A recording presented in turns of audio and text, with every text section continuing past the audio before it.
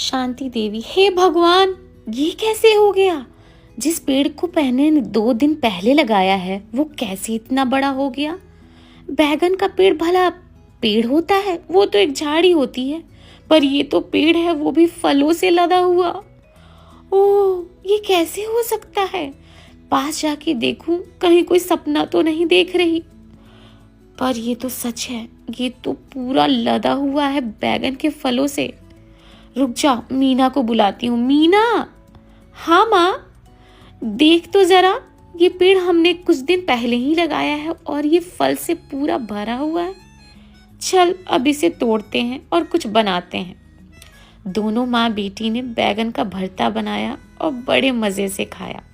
बचे हुए बैगन को उन्होंने तोड़ा और पड़ोसियों में बांट दिया। पर बैगन की खासियत ये थी कि वो जितना तोड़ते उतना बढ़ जाता। तो इन्होंने सोचा चल दुकान लगाते हैं और उससे कुछ कमा भी लेंगे। बैगन बड़े ही जादुई थे, वो जितने तोड़ते उतना बढ़ता। माँ बेटी सोच में पड़ गईं कि आखिर ये हो क्या रहा है। हम जितना तोड़ रहे हैं ये उतना ही ज्यादा हो रहा है। माँ बेटी ने सोचा और एक उपाय निकाला। क्यों ना मीना इस पेड़ से बैगन तोड़ें और इसके दुकान और लगाएं और पैसे कमाएं। यही किया।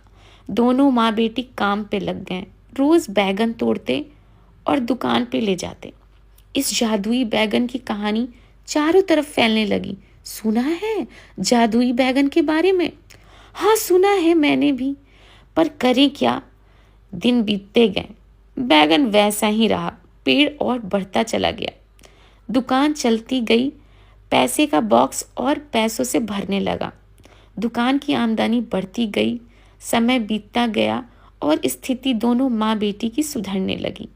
बैगन का दुकान धीरे धीरे और बड़ा होने लगा। खूब बैगन रोज तोड़ते और मजे से उसे बेचते। धीरे धीरे तिजोरियां भरने लगीं। घर की स्थिति पहले से सही होने लगी। शांति को भी बड़ा सुख मिलता ये सब देख के। धीरे धीरे उसने अपनी छोटी मोटी कुटिया से एक बड़ा सा घर बना लिया। पेड़ को सुरक्षा देने के लिए गेट लगाया और एक चौकीदार भी बिठा लिया। मीना ने सोचा अब माँ से बात करते हैं। माँ, तुम कई सालों से मेरी शादी के लिए परेशान रहती थी, पर परिस्थितियां ऐसी थीं कि मेरी शादी की बात कहीं बनती ही नहीं थी। पर अब तो माँ पैसे हैं, तो क्यों ना हम फिर से प्रयास करें।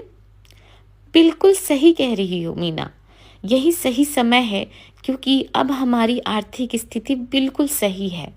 पहले तो बहुत परेशानियां थीं, तुम्हारे पिताजी भी नहीं थे और पैसे भी। ठीक है। और ऐसा करते करते मीना और शांति पहले सोचने लगे कैसे वो लड़कों के घर में जाते, शादी की बात करते, लड़कों से मिलते, सब कुछ पसंद भी आ जाता, पर बात ही नहीं बनती। पसंद हो तुम मुझे, बट हमारे यहाँ तो दहेज अच्छा खासा लगेगा। हाय राम, मेरी बेटी की किस्मत में क्या है। सब कुछ किया पर पैसे के अभाव में कोई बात ना बनी। पंडित जी से पूजा करा के देखती हूँ। भगवान के पास भी गई शांति, और ऐसे एक दिन मंदिर से निकलते हुए एक रास्ते से गुजरते हुए एक छोटा सा बैगन का पौधा दिखा। कितना छोटा और प्यारा है, क्यों ना इसे अपने आंगन में लगा लूं। धीरे धीरे फल देने लगा। ये देख के शांति को बड़ा ही सुकून मिला।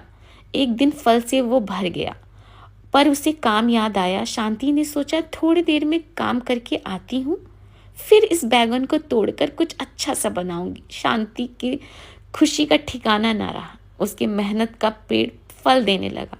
अच्छा हुआ लगा लिया, कुछ आज खाने को अच्छा मिलेगा।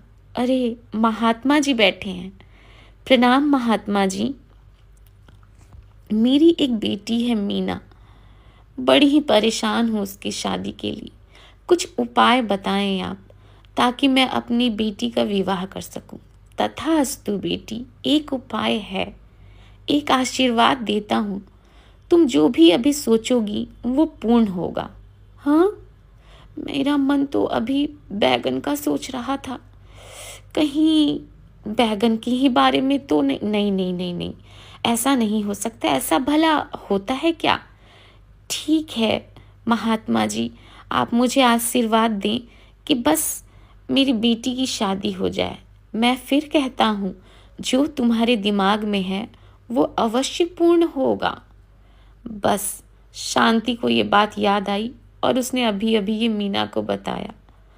हाँ माँ, तुम मेरी शादी के बारे में नहीं, उस बैगन के बारे में सोच रही थी। ये क्या किया तुमने? तुम्हें तो मेरी शादी के बारे में सोचना चाहिए था। कोई नहीं मीना, अभी तो है परिस्थितियां, क्यों ना तुम्हारी शादी के बारे में एक स्वयंवर करवाएं और ये बात हर जगह फैला दें। शांति देवी ऐसी ही प्रसिद्ध हो रखी थी जादुई बैगन के नाम से। सो उसने चारों तरफ ढिंढोरा पिटवाया कि उसकी बेटी की शादी के लिए वर चाहिए, और इस तरह मीना की शादी के लिए स्वयंवर रचा गया। एक से बढ़कर एक लड़के आए। कोई गाड़ी लेकर आया, कोई पढ़ाई में बहुत अच्छा था, कोई जॉब में बहुत अच्छा था। मीना ने अपने लिए एक पति को चुना और शादी बड़ी धूमधाम से हुई। दिन बीतते गए। बेटी के जाने के बाद शांति देवी एक दिन पेड़ को देखने लगी। ओह पेड़, तुमने मेरी परिस्थितियां चेंज कर दी हैं, पर काश ऐसा होता कि उस दिन महात्मा के सामने मैंने तुम्हारे बारे में ना सोचा होता और किसी सोने चांदी के बारे में सोचा होता, तो काश मुझे इतनी मेहनत भी नहीं करनी पड़ती। और ये सोचते हुए शांति को नींद आ गई और दिन बीत गया। सुबह में देखा कि वो पेड़ फिर से छोटा हो गया है जैसा वो लेके आई थी, और फिर से उतने ही पौधे पे फल लगे हैं। ओहो, ये क्या कर लिया मैंने? ये तो मेरे लालच की वजह से फिर से छोटा हो गया।